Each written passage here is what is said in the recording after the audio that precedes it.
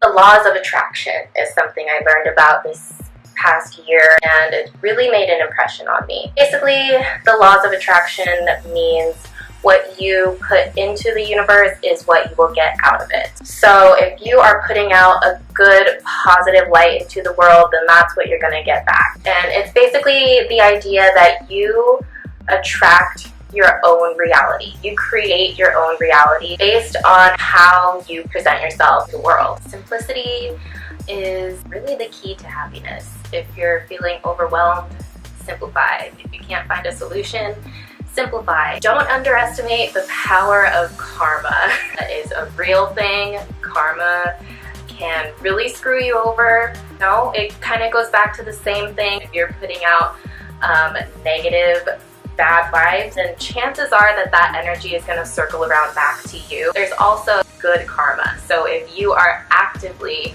putting out good energy into the world and treating people with kindness and love, then that energy will come back to you as well. Mindfulness. Mindfulness has been a huge part of my life the past year. Doing something with all of your energy.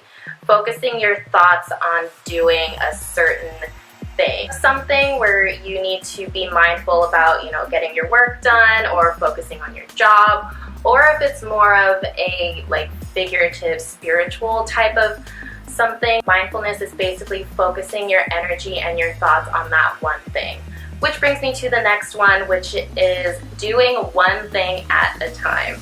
This has helped me so much the last year. If you're watching TV, just watch TV. If you're reading a book, just read a book. If you're scrolling on your phone through social media, just scroll through your phone. Don't try and distract your mind, and don't try and do 100 things at once. Make time to unwind and relax. I think everyone out there can agree that we all need a break every once in a while. Before you go to bed, sit down and drink a cup of tea, or maybe once a week you do a nice lush bath, or you light your favorite candle at night, or whatever that may be. Those are the moments that count the most, because that's something that you're doing for yourself, something to do to take care of your mental health. Intention is everything. Your intention determines so many things. It determines the way that you feel about yourself, the way that others feel about you. You could go into a situation and have 150% good intentions, but maybe the situation doesn't play out the way that you were hoping, and maybe it's not as good of an outcome as you would have liked. But it's all going back to that intention that you wanted to bring something good to the world. Even if things don't work out for the best, you had the best intentions in mind, and that's what's important. Same goes for the opposite. If you go into a situation, don't have the intentions of, treating them very well, then it's important to recognize that as well. Not only are bad intentions hurtful towards other people, the person that you're hurting by bringing bad intention into the world is ultimately yourself. Be as you wish to be seen. It's so easy to kind of have this vision of someone who you think that you're supposed to be, and only see it as a vision and only see it as some sort of unattainable goal. But the reality is that that goal is attainable, and all you need to do is be that person that you want to be. It's kind of like the saying, fake it till you make it. It's actually real advice. Taking initiative takes practice. What I mean by this is oftentimes we get caught up in procrastinating, kind of slacking off a little bit here and there, and just getting caught up in some really bad habits that don't benefit us. Something that I've learned is that you have to find it within yourself to act on those motivations that you have and take the next step. Nobody's going to take that step for you, so you have to do it yourself. There's so many different ways that you can practice taking initiative, whether it's waking up 10 minutes early so you can eat a healthy breakfast. So whether it's big or small, if you just practice taking initiative every chance that you get, then you will slowly get more things accomplished, and you will work yourself out out of those bad habits. Embrace your story.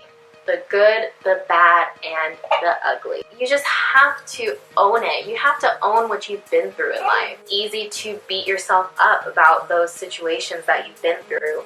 And don't hide from it. Don't be ashamed of it.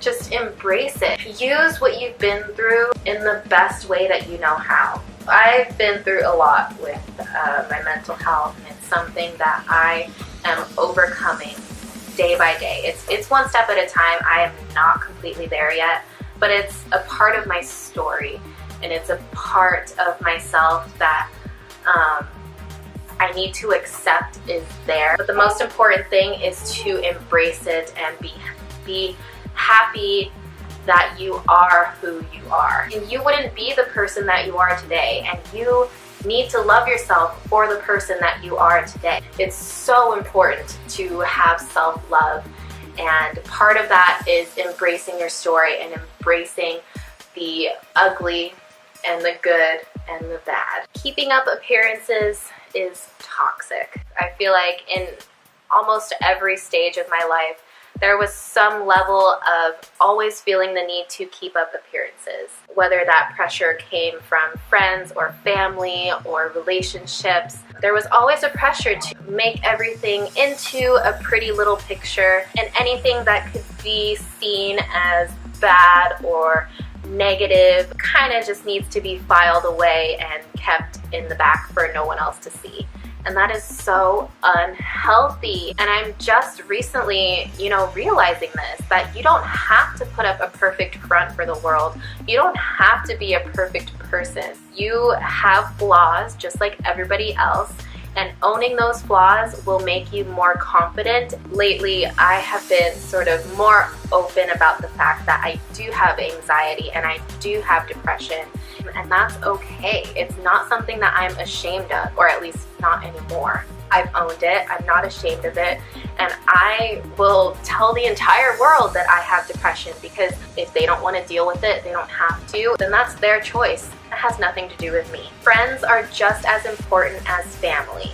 However, friends are also different from family. Friends can become family, but you also need to have friends that are just friends. Just have different people in your life who bring out different sides of you, different parts of yourself that maybe you don't always explore when you are alone. Try to avoid taking shortcuts. This can be applied to many different situations in life. If you are a chronic procrastinator, I'm sure that you've had your fair share of trying to cut corners and take shortcuts because you run out of time. Or maybe when you're working on something, you find yourself only putting in half the amount of effort that you should be, because you're taking a shortcut. You're not putting your full energy into something. There's also shortcuts in weight loss. If you are trying to lose 10 pounds, but you're taking shortcuts every night, and you're not going to get the full benefit of what you're trying to do. So shortcuts can be really detrimental to your goals and your achievements in life, and it's important to practice not taking those shortcuts anymore. If you love someone, let them go. I feel like this is one of those things that you don't really understand when you're young, and it just takes more time and more maturity to understand what this truly means, because I'm sure everybody out there has heard the phrase, if you love somebody, let them go. What that really means is when you care wholeheartedly about someone, you want the best for them. And wanting the best for them doesn't always include yourself.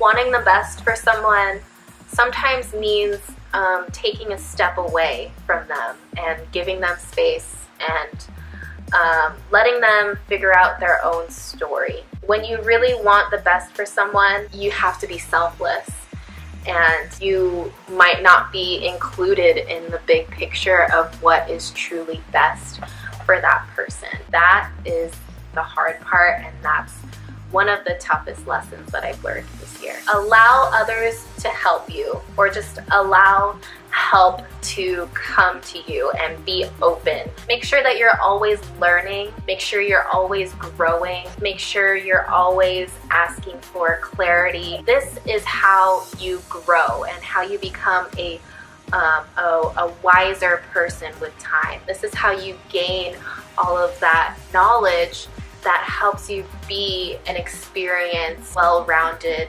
being. Don't let your past determine your future. This one is pretty self-explanatory and kind of touches on a lot of the points that I have already talked about, so I'm not going to spend too long on it. But basically, everyone goes through hardships. Everyone goes through really, really shitty times in their life. Moving forward, you can't hold on to those things and let them weigh you down. All you're going to do is hold yourself back from reaching your full potential. So this one is pretty important to me. Children deserve stability.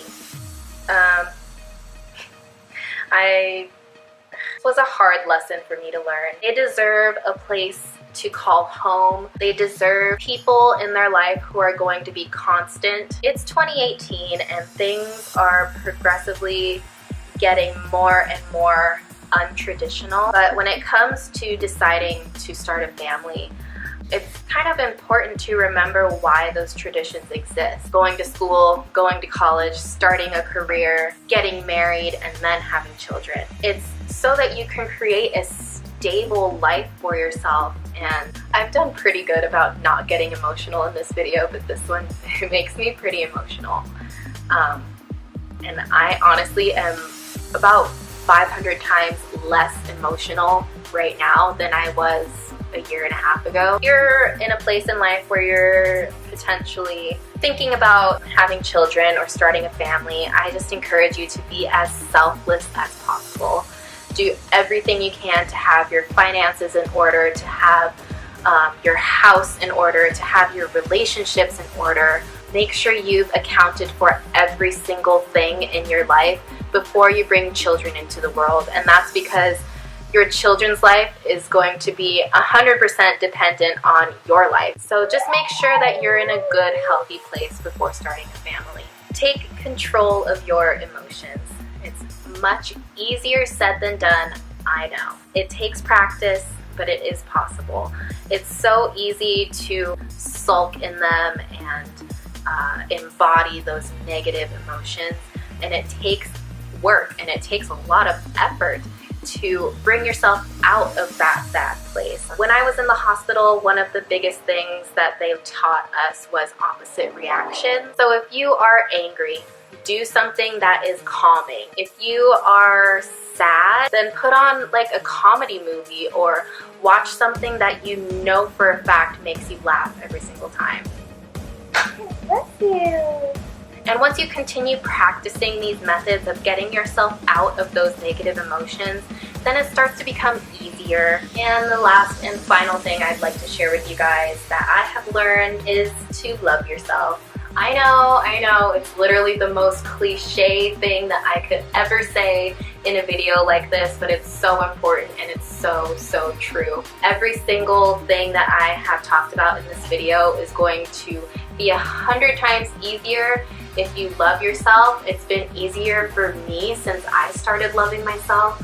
Life is just so much better. So if you made it to the end of this video, I just want to thank you so, so much for watching. I feel like I'm going to go back on this video and watch it for years to come because 25 things that I've learned by 25 is pretty cool. I encourage any of you guys to try doing this video no matter what age you are. If you don't know, my 25th birthday is coming up. That's what inspired me to 25 is going to be such a huge year for me. And I look back on how I spent my birthday 1 year ago. To be quite honest, I was sitting on my couch in complete tears. So it was really not a good birthday, not even a little bit. So I am going to take 25 and do my birthday right and do this entire year right, and I am really excited for what the future has in store for my 25th year of life. So I really hope that you all enjoyed this video, and I will see you all in the next one.